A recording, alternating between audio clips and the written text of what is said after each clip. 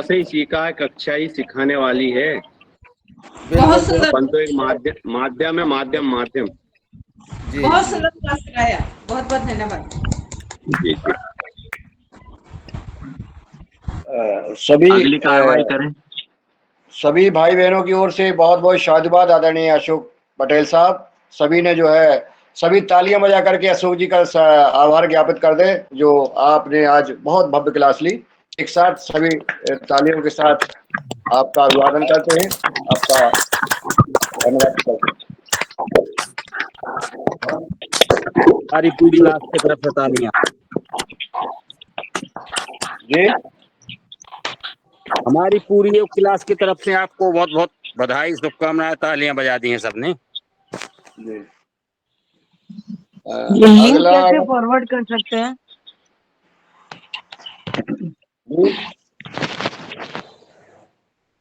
जी बहन लक्ष्मी जी, मैं बोल रही हूँ ये लिंक कैसे फॉरवर्ड कर सकते हैं सबको? किसको फॉरवर्ड करना है? मेरी बहन को। आप इसको कॉपी करके फॉरवर्ड कर दो या वैसे उसमें क्लिक जा करके जैसे मैसेज फॉरवर्ड करते ना, हाँ हाँ हाँ, ऐसे इसी अच्छा। प्रकार से पूरा मैसेज फॉरवर्ड कर दो। जो व्हाट्सएप पे आपको मैसेज आता है वो कहीं दूसरे को फॉरवर्ड करते आप, हाँ हाँ, तो उसी को बहन को कर दो। जिनको भी करना है उनको करिए आप बहन जी। ठीक ठीक है, ठीक। थैंक जी यू। आदरणीय जी, आप कहाँ से हैं बहन जी?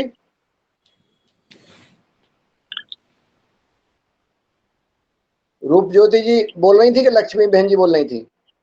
मैं लक्ष्मी जी। अच्छा अच्छा, एक मैं अनम्यूट रूप कैलकाटा से। ज्योति बहन जी।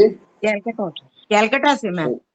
बहुत बढ़िया, स्वागत है आपका बहन जी, व्यवहार कार्यक्रम में स्वागत है आपका। और हम आगे की कार्रवाई शुरू करते हैं, आप लोग बने रहिएगा। और जो नए सदस्य जुड़े हैं, बहन कैलकाटा से जुड़ी हैं रूप ज्योति जी, उनका स्वागत है हमारे इस क्लास में। आज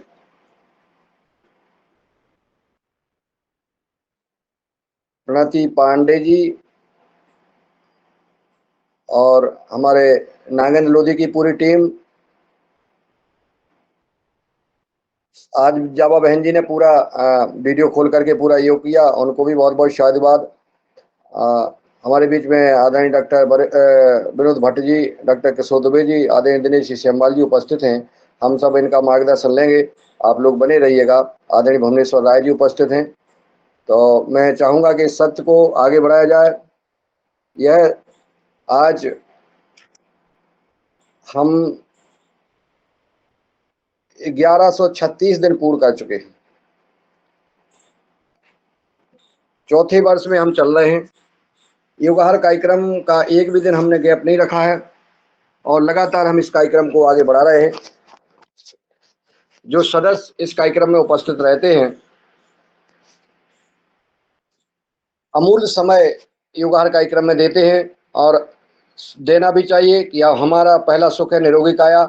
हम योग करते हैं, योग के बाद हम 7 बजे के बाद हम जो चर्चाएं करते हैं प्राकृतिक जैविक खेती आदि पर, सामाजिक विषय पर, धार्मिक विषय पर, जो हमारी चर्चाएं लगातार होती रहती हैं, उसके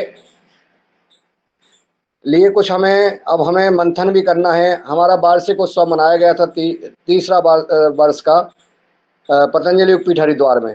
उसमें सभी का जो सुझाव था कि हरिद्वार में परम पूज्य स्वामी जी, परम सिद्ध आचार्य जी का आशीर्वाद प्राप्त हो। आप लोगों के इच्छा के अनुसार परम पूज्य स्वामी जी, परम सिद्ध आचार्य जी का खूब आशीर्वाद प्राप्त हुआ। आप लोगों ने अपने मन की बात कही और भरपूर समय परम पूज्य स्वामी जी, परम सिद्ध आचार्य जी ने दिया। ऐसा ये जो घड़ी थी, वो समय था, वो हम जीवन में कभी भुला नहीं सकते हैं। कई लोग तरसते हैं परम पूज्य स्वामी जी के दर्शन करने के लिए, सानिध्य में पहुंचने के लिए। आप लोग स्वतः सरलता के साथ बैठे रहे, सत्संग किया और परम पूज्य स्वामी जी ने आप सबको मार्गदर्शन दिया। सिद्ध आचार्य जी ने अपनी अनुभव बताए, आप लोगों को वो भी सुख मिला। इसके बाद उस समय हमारी लगभग संख्या 150 से 200 सदस्यों की रही थी और यह कहा भी गया था कि जो सदस्य योगाहार कार्यक्रम में लगातार जुड़ते हैं उन्हीं को हम उत्सव में बुलाते हैं, अन्य कार्यक्रम में बुलाते हैं और वही हमारे ग्रुप में अपनी एक्टिविटी या कोई भी चीज़ लिख कर के सुझाव दे सकते हैं, मार्गदर्शन दे सकते हैं।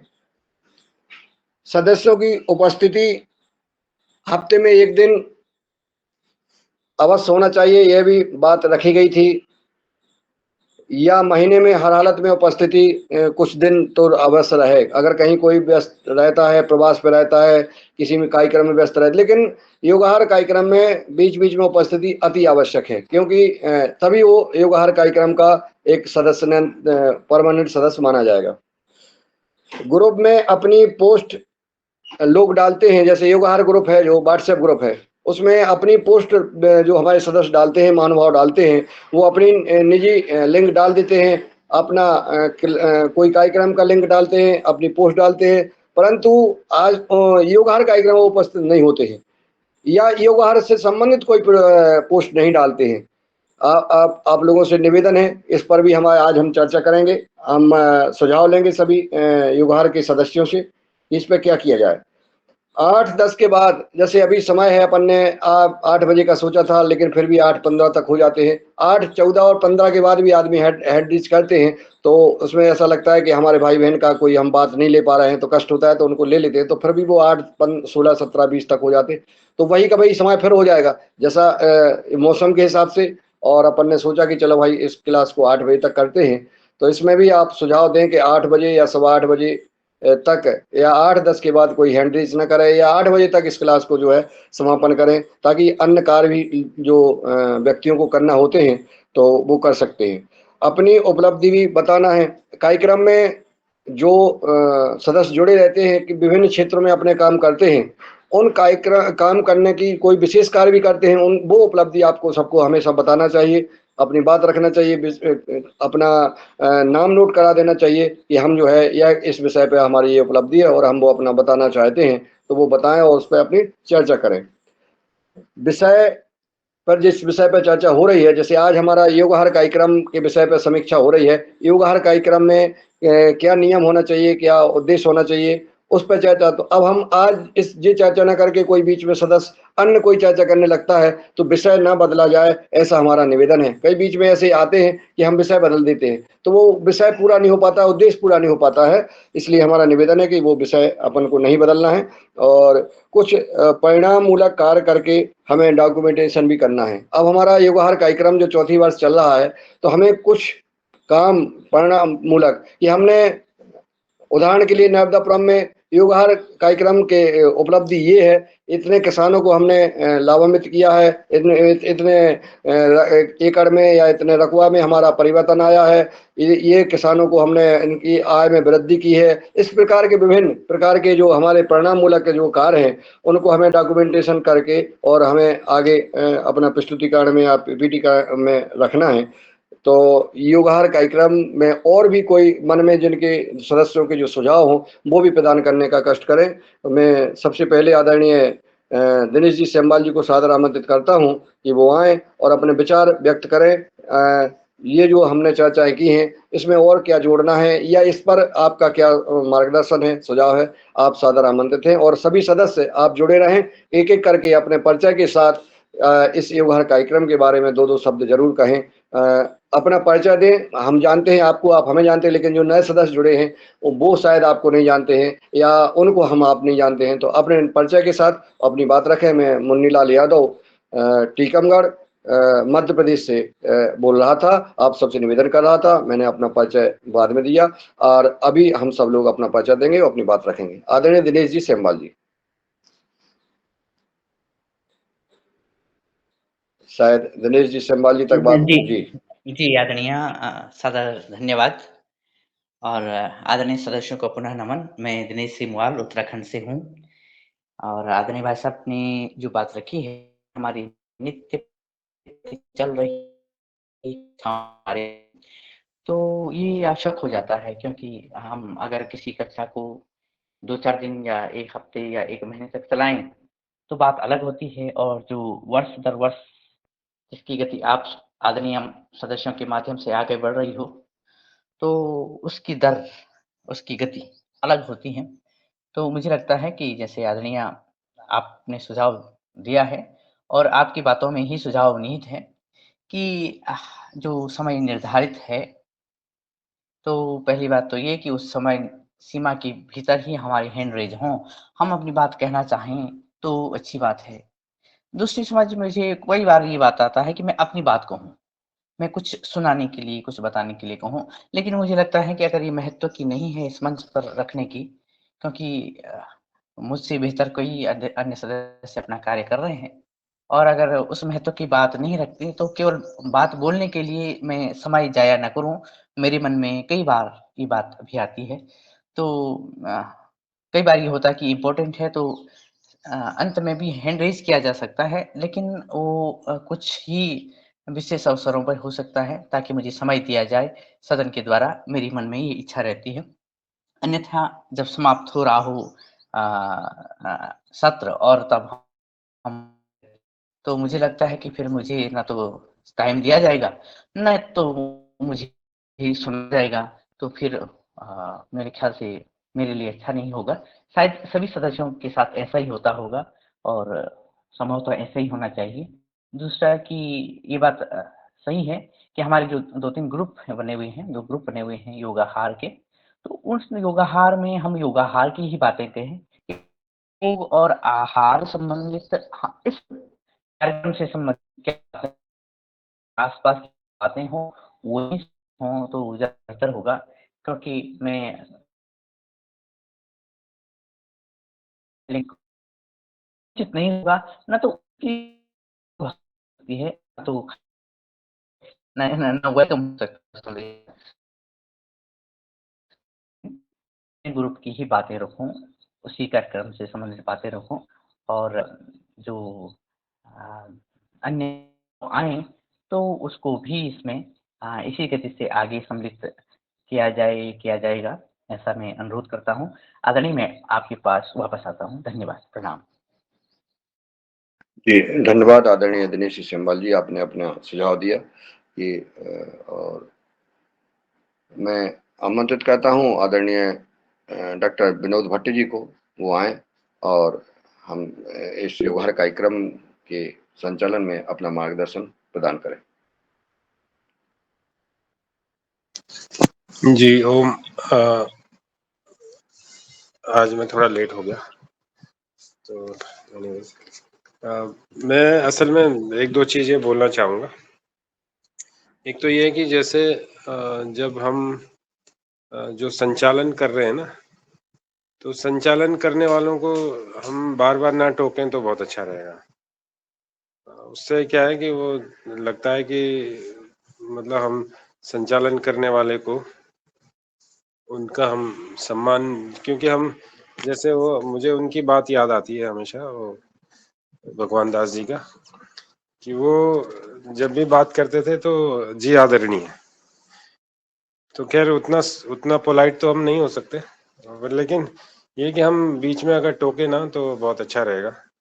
जो उससे क्या होता है कि उससे जो व्यक्ति जो संचालन कर रहा है उसका थोड़ा-सा उसको उनको लगता है कि उनका जो मोटिवेशन है वो थोड़ा मुझे लगता है कम हो जाता है। तो एक चीज़ तो ये दूसरा मैं ये कहना चाह रहा था कि इस कार्यक्रम को 8 या 8-10 से आगे ना बढ़ाएँ तो अच्छा रहेगा क्योंकि सबकी व्यस्तता होती है और उसके बाद फिर ऑफ़िस जाने वाले ख़ासकर उनको 9 बजे तक निकलना होता है। अब जैसे कुछ लोग हैं पवन जी हैं, उनका तो 9 बजे बिल्कुल 9 से पहले ही वो ऑफ़िस पहुँच जाते हैं। तो उनके लिए थोड़ा-सा आसान रहेगा क्योंकि आपको योग करने के बाद नहाना भी है और फिर तैयारी भी करनी है, तो इसलिए जो है और फिर नाश्ता भी अगर करना है आपको, तो उसके लिए थोड़ा-सा तो जैसे मुनीलाल जी कह रहे थे कि तो मुझे लगता है कि 8 बजे के बाद अगर हैंड रेज़ ना करें तो बेहतर रहेगा। जो भी है वो 8 बजे 8-10 तक जो है समापन हो जाए तो अच्छा रहेगा। एक और चीज़ मैं कहना चाह रहा था कि जो पहले भुवनेश्वर राय जी बीच-बीच में शुरुआत में अगर आप सबको याद हो, तो वो फसल के बारे में बताते थे कि अब ये बोना चाहिए, अब इसका टाइम हो गया, अब ये तैयारी करिए, अब ये कीड़ा लगने वाला है, अब इस तरह से ये वाली फसल की बुआई। तो मुझे लगता है वो थोड़ा-सा, अगर हम हर 15 दिन में 10 मिनट का अगर ये भुवनेश्वर राय जी या कोई और जो भी विशेषज्ञ हैं, अगर वो इस कार्यक्रम इसको जारी रखें, तो मुझे लगता है वो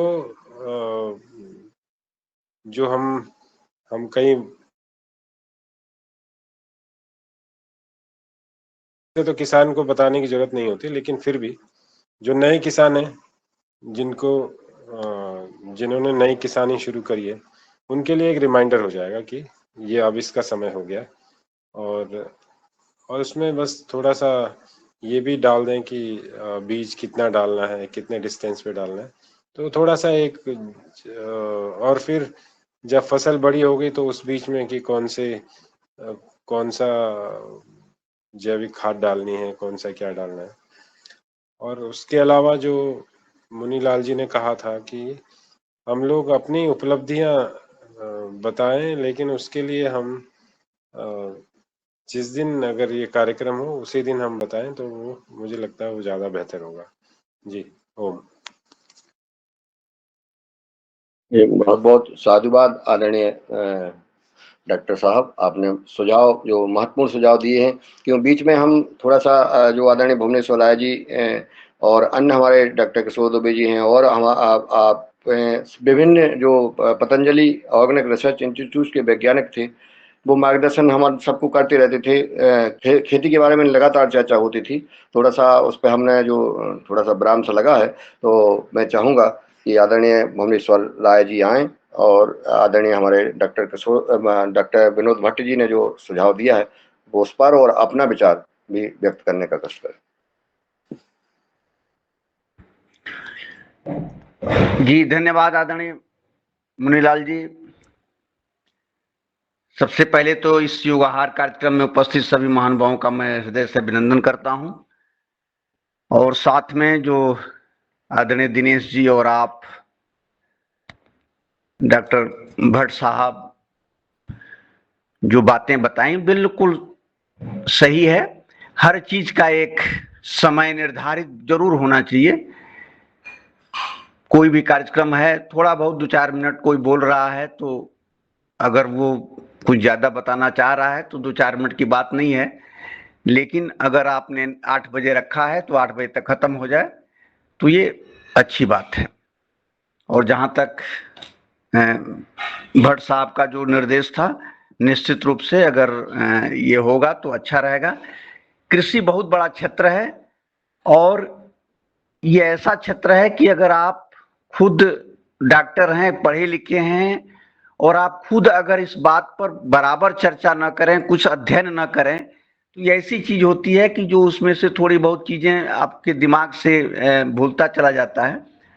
तो ये हम लोगों के लिए भी अच्छा है, और जो सुनने वाले लोग हैं उनके लिए भी अच्छा है। जो सुनेंगे उनके पास भी ज्ञानवर्धन होगा। ज्ञानवर्धन तो करीब करीब सबके पास पर्याप्त है, किसी चीज की कमी नहीं है। फिर भी मुझे लगता है कि जिन लोगों को कहीं से भी कुछ ज्यादा कुछ अन्य ज्ञान का प्राप्ति हो जाए, क्योंकि खेती इतना बड़ा क्षेत्र है कि उसमें बराबर रिसर्च हो रहा है, कुछ ना कुछ चीजें जानकारी हो रही हैं, तो उसमें जो भी आ जाए वो सबके साथ साझा कर लिया जाए तो अच्छी बात है। दूसरी बात ये मैं कहूँगा, थोड़ा सा जैसा कि आदरणीय से मुनीलाल जी ने बोला भी है कि लीग से हट के कोई बात ना हो तो अच्छी बात है, बट ये भी देखा जाए कि हम लोग क्या क्या कर सकते हैं कि उसका उपयोगिता हो जाए। जैसे मैं खुद बहुत झारखंड में काम कराया हूं, लेकिन जब कोई किसान या कोई फार्मर ट्रेनर पूछता है कि राय साहब अंततोगत्वा बताइए कि क्या बेनिफिट हुआ है, आप लोग स्वयं रहे, पूरा भारत सरकार के कार्यक्रम यहाँ होते हैं, पूरा बराबर स्टेट गवर्नमेंट की ट्रेनिंग्स वगैरह होती हैं, लेकिन फील्ड पर रिजल्ट आप खुद घूमते हैं, देखते हैं क्या है। मुझे लगता है कि निश्चित रूप से उस समय निराशा होती है, और ये कहने में मुझे कोई संकोच नहीं कि जो लोग बात सुनते हैं और हम लोग ट्रेनिंग भी देते हैं तो वो फिर घर जा करके वो वैसे रह जाते हैं।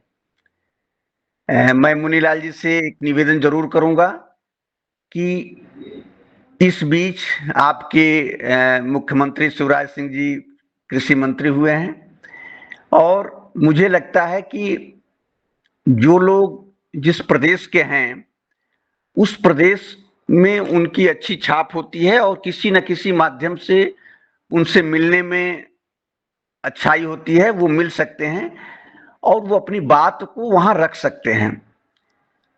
यहाँ उत्तर प्रदेश के पश्चिमी यूपी के भी अपने एनएसडीसी जो स्किल इंडिया है, चौधरी साहब वो भी मिनिस्टर हुए हैं। तो यहाँ के लोग भी प्रयास करें, और मुनीलाल जी आप अपने स्तर से प्रयास करें, और आप लोग ये समझाने की कोशिश करें इन लोगों को कि केवल ट्रेनिंग से काम नहीं चलेगा, बल्कि ट्रेनिंग करने के बाद उसको धरातल पर कैसे लाया जाए उसके लिए भी कुछ कार्यक्रम होने चाहिए। जैसे कि हम लोग बात करते हैं 5 दिन ट्रेनिंग करते हैं, और ट्रेनिंग के बाद जब बताते हैं कि नहीं आप जीवामृत का प्रयोग शुरू कर दीजिए, तो उनके तरफ से आता है कि सर मेरे पास एक ड्रम तक नहीं है। और कुछ लोग ऐसे भी हैं, बोला जाता है कि ठीक है आप ड्रम खरीद लीजिए, तो कुछ लोग ऐसे भी हैं जो बताते हैं कि नहीं पैसे नहीं है। तो अब आप पैसे तो दे नहीं सकते हैं, आप ड्रम खरीद के दे नहीं सकते, लेकिन जब ऊपर से ही जब इस तरह के प्रोजेक्ट बने, इस तरह की व्यवस्था बने कि ट्रेनिंग के बाद कुछ इस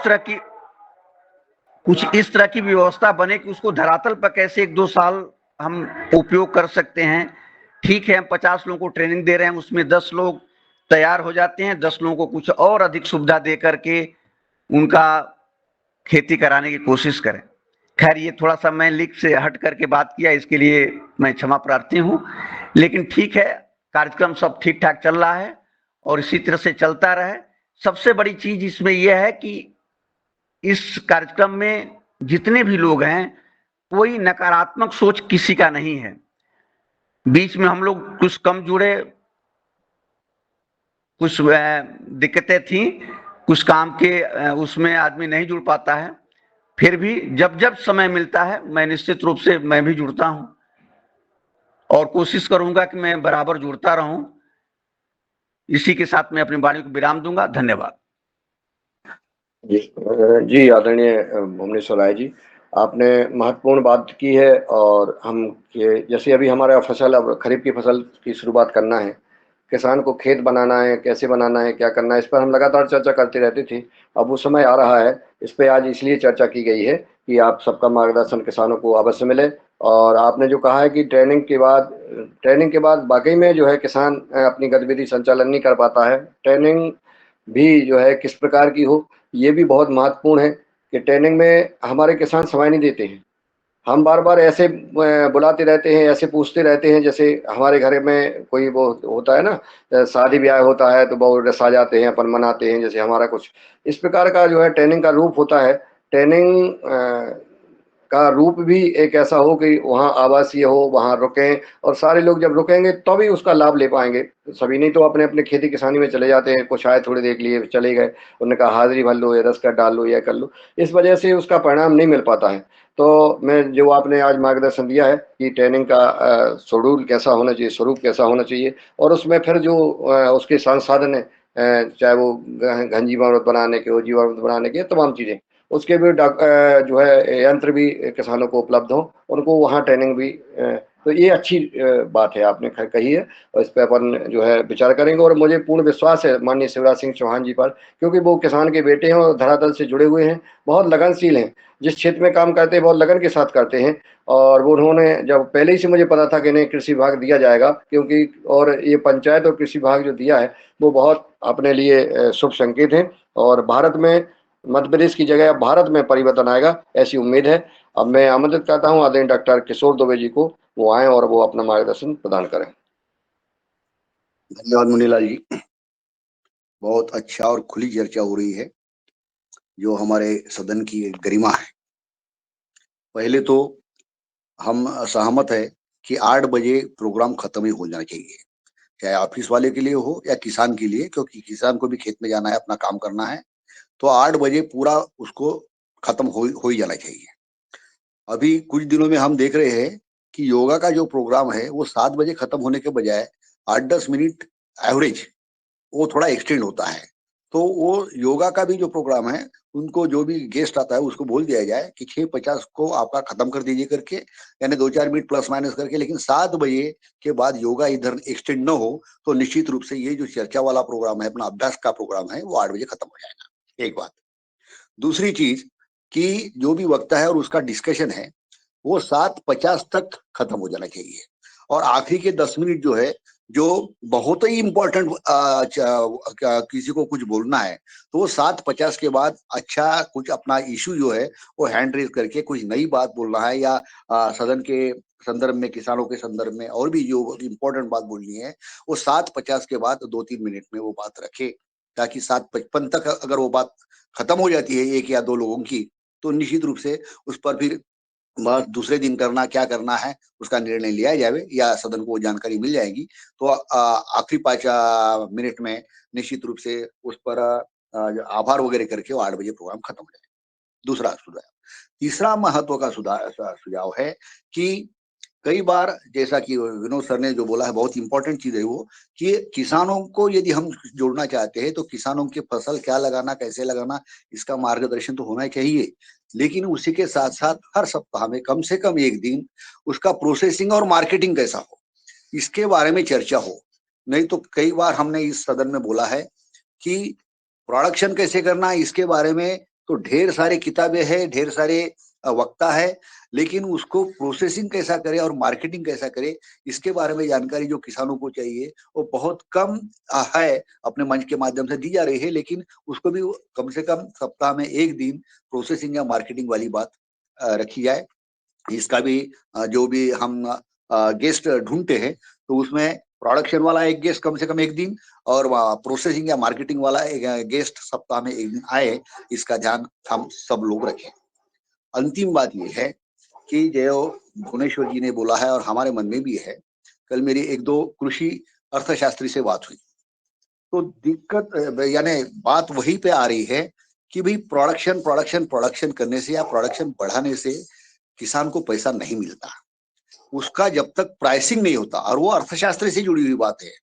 आप सदन के सामने मैं रख देता, इतने बड़े जो यानी नोबल लॉरेट के बराबरी में जिनका दर्जा माना गया, डॉक्टर स्वामीनाथन जी, उनको भी सिर्फ कृषि शास्त्री ही बोला गया, उनको अर्थशास्त्री नहीं माना गया, और उनके दिए गए जो सुझाव है वो अर्थशास्त्र के हिसाब से नहीं अपनाए गए। तो इसीलिए कृषि का प्रोडक्शन करना वो कृषि शास्त्र की अलग बात है, लेकिन उसका प्राइसिंग मार्केटिंग कैसा करना और किसान के जेब में 2 पैसे कैसे आए, ये सोचना, ये अर्थशास्त्र की बात होती है।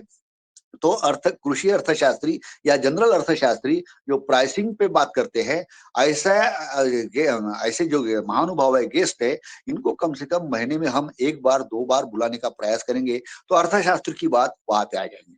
अंतिम बात यह है कि शिवराज जी चौहान निश्चित रूप से किसान के बेटे हैं, लेकिन उसके बावजूद जो हमेशा हमने इस सदन में बात रखी है कि कृषि का निर्माता यानी प्रोडक्शन वाला, दूसरा मार्केटिंग वाला, और तीसरा प्राइसिंग वाला, ये तीनों मंत्री इकट्ठे जब तक नहीं बैठेंगे तब तक किसान का दर्द नहीं बांटा जा सकता है।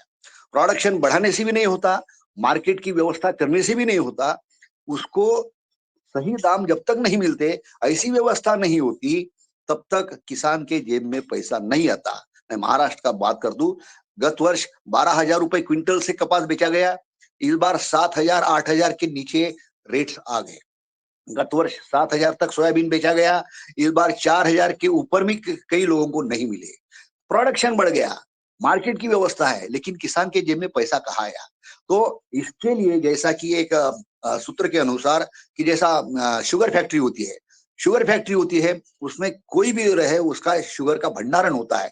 ऐसे एक कई बार बोला गया कि 8-10 जो क्रॉप्स है उसके मिनिमम सपोर्ट प्राइसेस बताए जाए और उसमें दलहन तिलहन जिसमें अपन स्वावलंबी करते हैं, इस तरह का ब्यौरा रखा जाए, इस तरह के कुछ एक क्या क्या करना है इसका एक विवरण दिया जाए, जिसको हम चार्टर ऑफ डिमांड बोलते हैं। और ये चार्टर ऑफ डिमांड निश्चित रूप से शिवराज जी के माध्यम से कृषि मंत्रालय के पास में, प्रोसेसिंग वालों के पास में, मार्केटिंग वालों के पास में और अर्थ नीति वालों के पास में और मोदी जी के पास में, वह जब तक हम नहीं रखते हैं तब तक किसान की दुविधा या किसान का दुख है वो खत्म नहीं होगा। मैं बड़े यानी इसके साथ में बोलना चाहता हूँ कि कई बार हमने और बाकी लोगों ने भी यहाँ पे बातें रखी, लेकिन सरकार को हमने कोई सुझाव देना, इसमें कई बार सदन हिचकिचाता है, ऐसा मुझे देखा है, मुझे बड़ा दर्द होता है। भाई सरकार यदि हमारी है तो सरकार को सुझाव देने में क्या दिक्कत है?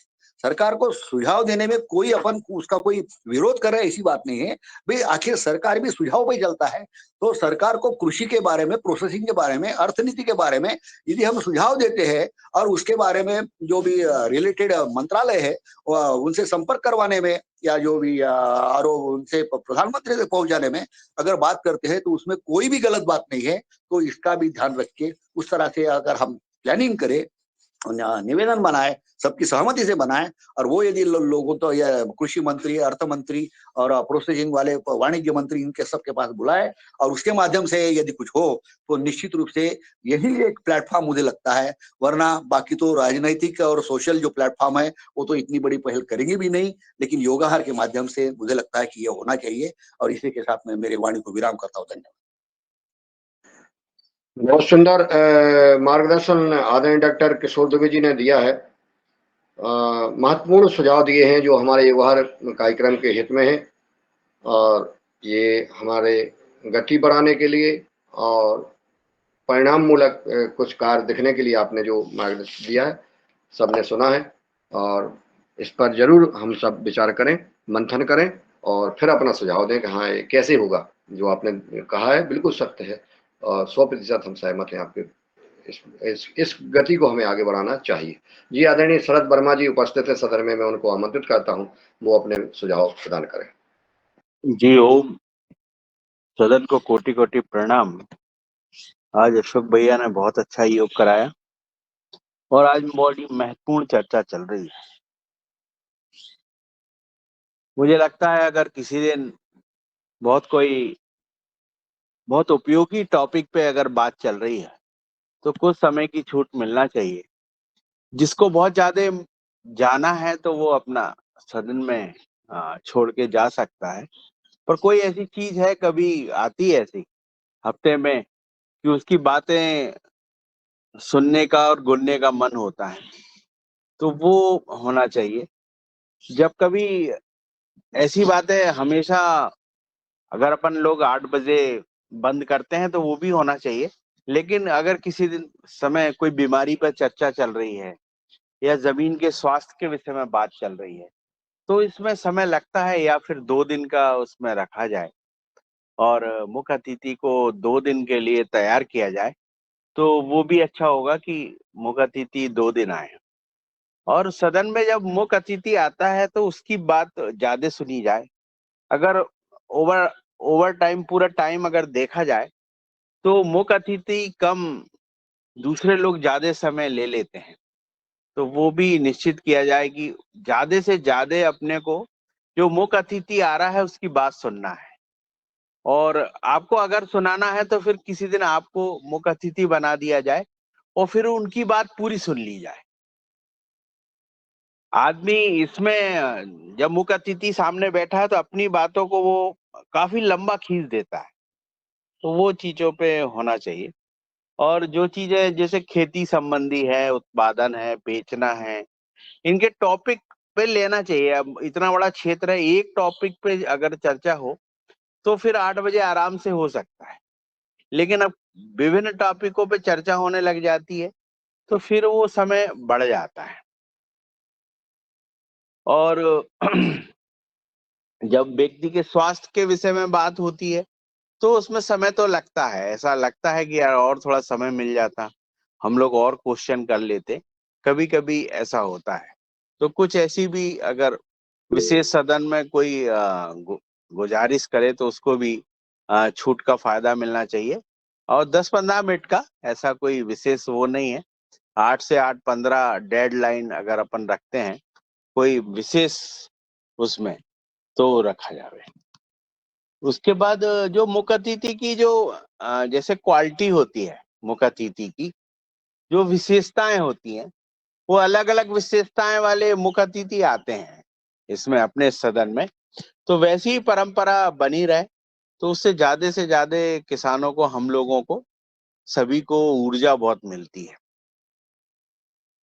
जी बस मैं इतना ही कहना चाहता हूँ।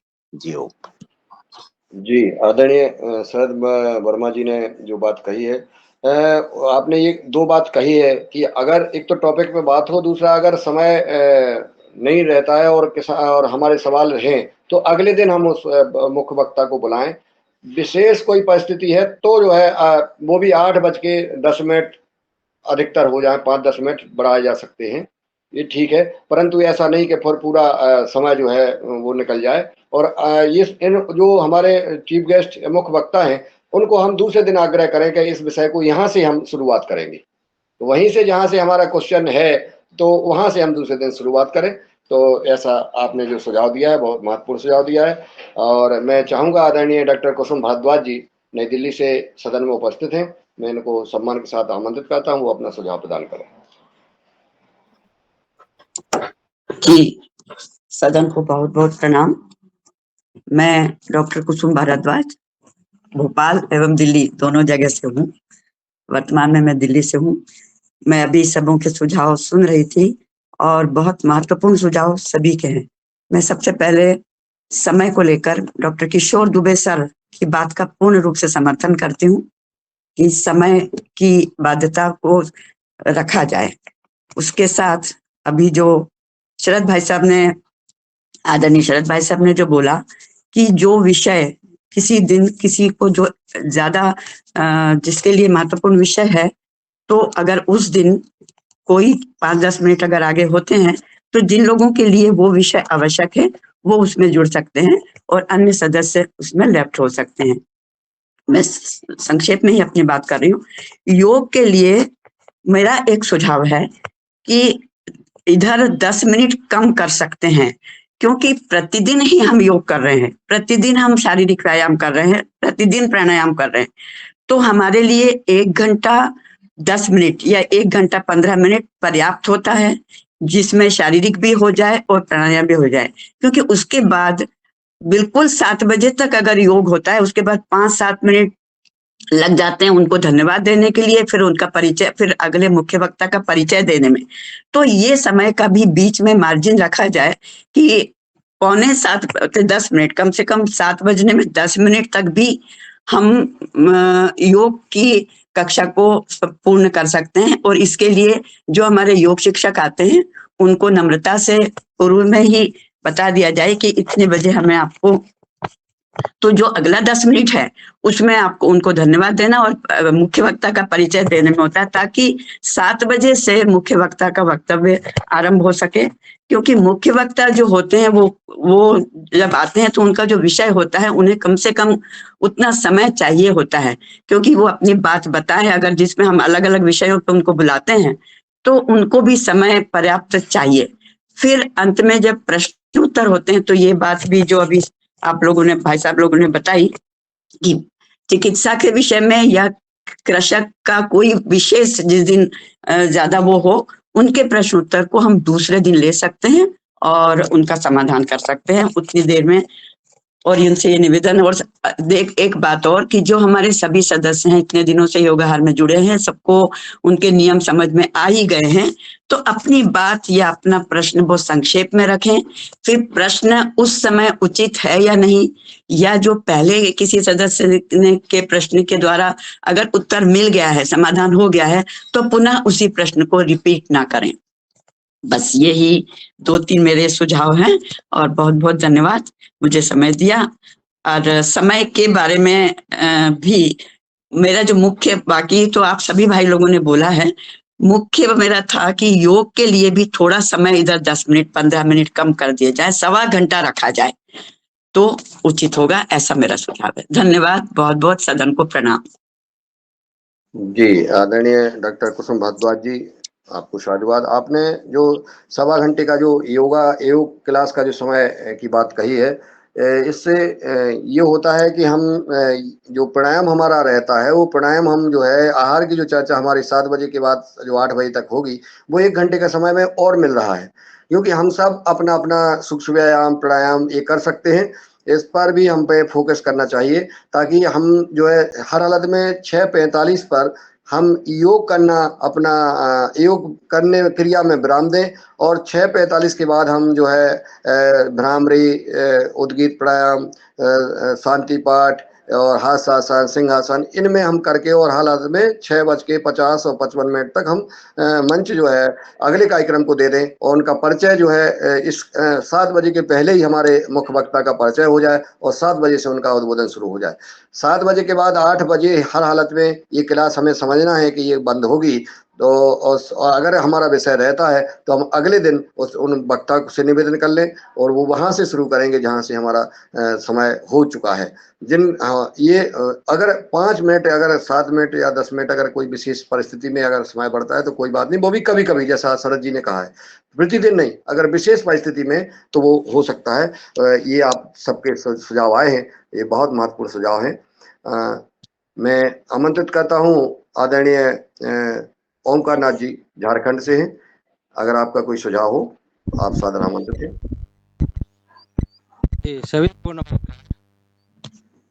मेरा एक दो बिंदु पर मेरा सुझाव यह है कि हम देखते हैं कि मुख्य अतिथि को जो बुलाया जाता है, तो हम देखते हैं रंजना बहन जी अगले दिन के लिए मुख्य अतिथि कोई तैयार नहीं होते हैं, या मतलब उपलब्ध नहीं हो पाते हैं। तो एक दिन पहले, तो मेरा ये सुझाव है कि पहले से तैयारी हो जाए, कि 1 महीने पहले तक का मुख्य अतिथि या योगा शिक्षक का एक लिस्ट तैयार हो जाए, और इसमें कुछ सदस्य जैसे रंजना बहन जी, सेमवाल भैया जी, तो उन लोगों की मुख्य जिम्मेवारी है, लेकिन उसमें सहयोग और भी सभी सदस्य करें, और सभी लोग अपने अपने स्तर से, अपने अपने क्षेत्रों से, जो भी खेती के विशेषज्ञ हैं और भी कोई दूसरे क्षेत्रों में विशेषज्ञ हैं, तो लिस्ट उनको सौंप दिया जाए, ताकि हमारा आगे आने वाले 1 महीने तक हमारा लिस्ट तैयार रहे। तो एक तो ये चीज़ है। दूसरी बात यह है कि मुख्य अतिथि जो आते हैं तो उसका समय जैसे कि 20 मिनट या 30 मिनट का रखा जाए, और 15-20 मिनट में उनका प्रश्नोत्तरी का जो सदस्यों का रहता है वो रखा जाए, और 10 मिनट और समय इसमें दिया जाए जो कुछ और एक्स्ट्रा विषय जैसे रह जाते हैं, जैसे कि खेती के टिप्स जैसे राय सर देते हैं, और भगवान दास भैया जी हेल्थ का टिप्स देते थे, तो और भी कुछ टिप्स जैसे विनय वर्मा सर जैसे कि कीट पतंगे पर अपना टिप्स देते हैं। तो जो भी 10 मिनट के अंतर्गत में इशारा जो से 2-4 जो भी अलग अलग विषयों पर टिप्स हो, वो अपना लोग अपना उसी में अपना हो जाए, ताकि और जो हमारा जो लक्ष्य है उसको छूटे नहीं। तो एक तो ये चीज़ है वो होना चाहिए। और दूसरी चीज़ कि हमारा जो लक्ष्य है, योगाहार का जो लक्ष्य है कि ऑर्गेनिक खेती, प्राकृतिक खेती, तो ये हमारा हमेशा हम सभी सदस्यों के दिमाग में होना चाहिए कि हमारा लक्ष्य ये है, ऑर्गेनिक खेती की दिशा में आगे बढ़ना है। भारतवासियों के हर घर तक ले हमारा ऑर्गेनिक प्रोडक्ट हमारा पहुंचना चाहिए। हम आत्मनिर्भर, ऑर्गेनिक खेती में आत्मनिर्भर होना चाहिए। इसके अलावे हमारा अगर एक्स्ट्रा जो बचता है उसको हम एक्सपोर्ट में जाएं, ताकि हमारे किसानों का जो दूसरा लक्ष्य है कि हम किसानों का आमदनी बढ़ाएं।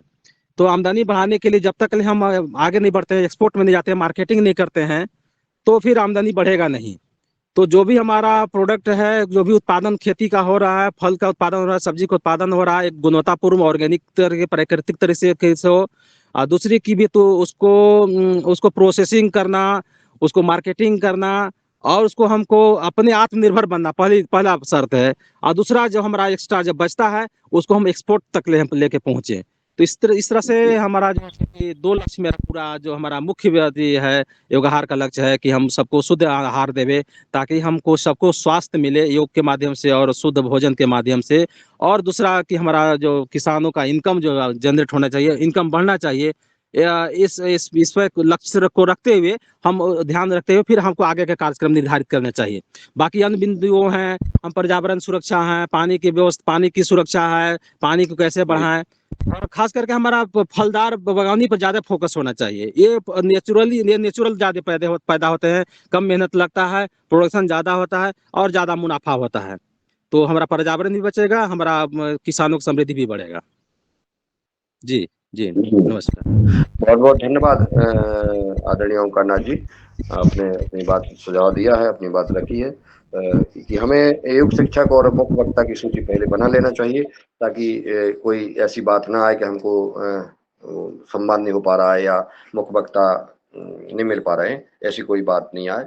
हम सब ध्यान दें और अपनी अपनी सूची बना करके और ये सदन को उपलब्ध करा दें, ताकि हम जो है इस कार्यक्रम को सूचीबद्ध कर सकें, पहले से उनको पता हो और हमें पता हो। अब जो है समय लगभग अपनी सीमा पे जा रहा है। मैं आदरणीय पवन कुमार सर जी को आमंत्रित करूंगा, PFSP में अगर वो उपलब्ध हैं, पतंजलि फार्मर जो आज हमारी लिंक जो रिकॉर्डिंग हो रही है, अगर ऑफिस वाले में अगर आप हैं कार्यालय में तो सादर आमंत्रित हैं। शायद वैसे लिंक से नहीं जुड़े हैं आप पतंजलि समृद्धि वाली से। आज रंजना जी भी नहीं जुड़ी हैं, अभी बीच में जुड़ी थी और शायद उनका नेटवर्क प्रॉब्लम है। तो मैं आदरणीय भूपेंद्र शास्त्री जी को आमंत्रित करूंगा कि वो अपना मार्गदर्शन प्रदान करें। जी ओम, धन्यवाद मुनीलाल जी। आज के सदन में योगाहार कार्यक्रम के समय संयोजन की बातचीत हो रही है, बहुत अच्छी बातचीत है ये, और सुझाव लगभग आ चुके हैं। योगाहार कार्यक्रम तो अद्भुत कार्यक्रम है, सीखने सिखाने की कड़ी का ये ऐसा कार्यक्रम हो गया है। वास्तव में हृदय से अगर देखा जाए तो कभी कभी चर्चा इतनी बढ़िया हो जाती है कि वहाँ समय पालन का ध्यान ही नहीं रहता। क्योंकि समय पालन इंसान की जिंदगी में होना चाहिए, इसलिए समय की मर्यादा तय होना चाहिए, बिल्कुल फिक्स है। 8 बजे ही इस कार्यक्रम का समापन होना चाहिए, 7 बजे शुरुआत होना चाहिए। लेकिन हम इस कड़ी में अगर आगे भी जाएं, थोड़ा और सोचें, तो समय के साथ साथ हम तय भी फिक्स करें, दिन भी तय कर दें कि आज हम योग के विशिष्ट योग पे चर्चा करने वाले हैं, आज हम आहार पे चर्चा करने वाले हैं, आज हम कृषि पे चर्चा करने वाले हैं, आज हम विपणन पे चर्चा करने वाले हैं। तो कभी कभी क्या होता है, हम नए साथियों को जोड़ना चाहते हैं। दुर्भाग्य से जिस दिन हम नए साथी जोड़ते हैं उस दिन उनका सब्जेक्ट कृषि मन में होता है, लेकिन बातचीत चर्चा किसी अन्य विषय की आ जाती है। तो चाहकर भी नए जो सीखने वाले किसान हैं, आगे बढ़ने चाहते हैं और कृषि का फायदा लेना चाहते हैं, ऐसे किसानों के लिए कम से कम एक दिन ऐसा हो जिसमें सिर्फ कृषि पे ही चर्चा होगी, केवल कृषि पे चर्चा होगी। और जैसे कि सप्ताह के 7 दिन होते हैं, उसमें संडे का जो दिन है हमारा, उसको मुक्त भी किया जा सकता है कि उस दिन अगर आप चाहें तो 8 से 8:30 तक का समय भी अगर आप दें तो बड़ा अच्छा रहेगा। बाकी तो इस सदन में सारी बातें आ ही चुकी हैं। योगाहार के कार्यकर्ताओं को, जो सदस्य नियमित जुड़ने वाले कार्यकर्ता हैं, उन लोगों को भी यदि एक एक अतिथि की जवाबदारी 1 महीने में दे दी जाए तो मुझे ऐसा लगता है कि 22 से 30 सदस्य हम प्रतिदिन जुड़ने वाले। मैं तो वैसे कंटिन्यू जुड़ नहीं पाता हूँ, पर मेरा मन जिस दिन मैं फ्री रहता हूँ मैं अवश्य जुड़ता हूँ योगाहार से, पर अपने को नियमित सदस्य नहीं कह पाता हूँ मैं। कभी कभी जुड़ने वाला कार्यकर्ता ही मानता हूँ और सीखने के लिए ज़्यादा योगाहार का प्रयोग करता हूँ। तो मैं चाहता हूँ कि मेरी ऐसी इच्छा है कि अगर इसमें एक दिन कम से कम खेती पे ही चर्चा हो, ऐसा दिन फिक्स कर दिया जाए, ताकि उस दिन हम नए किसानों को उस सदन में जोड़ सकें। वैसे कई बार अपना एक दिन पहले हमको योगाहार की सूचना प्राप्त भी होती है, पर समय फिक्स हो जाए तो मेरे को लगता है कि बहुत अच्छा है, और डे फिक्स हो जाए तो बहुत अच्छा है। एक दिन आहार के लिए और एक दिन कृषि के लिए, कम से कम सप्ताह के 2 दिनों का संयोजन हो। और रविवार का दिन हम सब लोगों के लिए छुट्टी का डे होता है, क्योंकि जो ऑफिस वर्क में काम करने वाले उनको भी चाय पानी लेट हो जाए तो चलेगा। तो रविवार के दिन थोड़ा सा बढ़ा दिया जाए, सदन में बात हो सके। बाकी सभी ने अच्छी अच्छी बातें की हैं, सबने अच्छे सुझाव दिए, सभी को साधुवाद, धन्यवाद। योगहार के सभी देवतुल्य कार्यकर्ताओं को मेरा प्रणाम। जी, आपने आदरणीय शास्त्री जी ने बहुत महत्वपूर्ण सुझाव दिया है कि रविवार को फ्री रखा जाए। उस दिन हो 8:30 भी अगर बच जाते हैं तो कोई बात नहीं है। बाकी विषय एक निर्धारित किए जाएं कि हमें हफ्ते में आहार पर कितने दिन चर्चा करना है, कृषि के क्षेत्र पर किस दिन चर्चा करना है, और स्वास्थ्य पर या शिक्षा के क्षेत्र पर या अन्य विषय पर। तो ये विषय भी तय कर लिए जाएं ताकि ये पता रहे कि हमें इन विषय पर चर्चा करना है, और पहले से ही हम जो है अपने विषय रखें, निर्धारित करें। जी, आदरणीय रमेश चंद्र मेहरा जी सादर आमंत्रित हैं, आप अपनी बात रखें, और बात रखने के बाद आप जी ओम।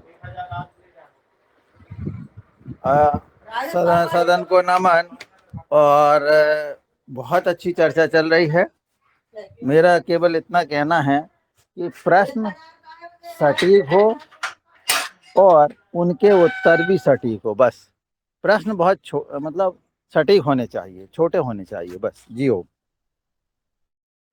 बहुत सुंदर आपका मार्गदर्शन। आदरणीय प्रदीप राज वर्मा जी।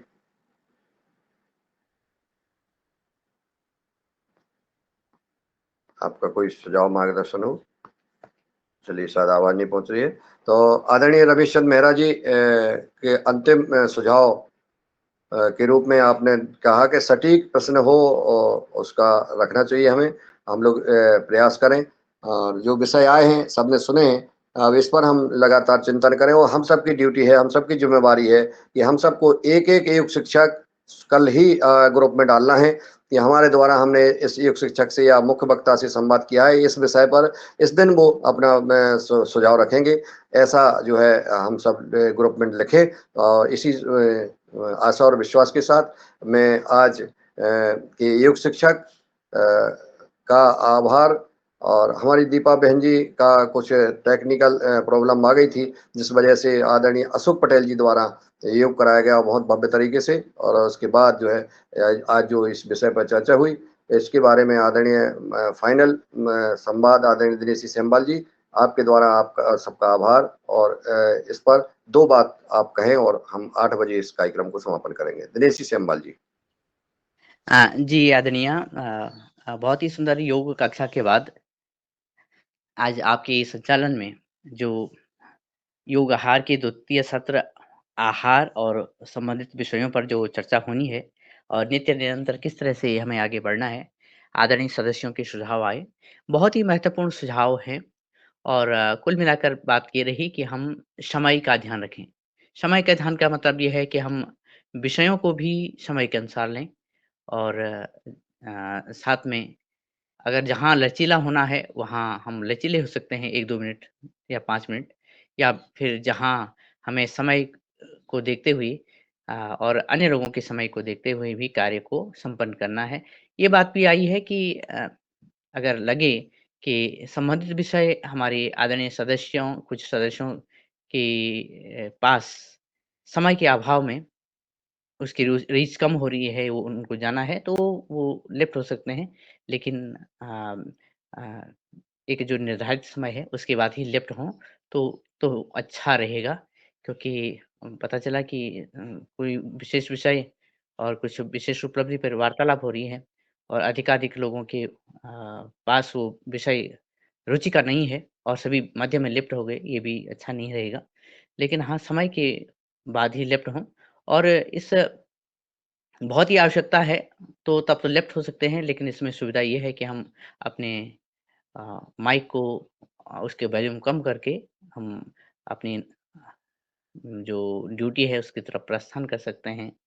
और दूसरी बात ये रही कि हम जो योग शिक्षक हैं, जो आने वाले वक्ता हैं, उनकी भी एक सूची बनाएँ, और जैसे आदरणीय भाई साहब ने भी अनुरोध किया है कि सभी की तरफ से ये सूची आए, उन लोगों से ये भी संदेश आए कि ये लोग योग शिक्षक के रूप में, मुख्य वक्ता के रूप में आने वाले समय में अ, बात रखना चाहते हैं, तो इस सूची बनाने में और भी सरलता हो जाएगी।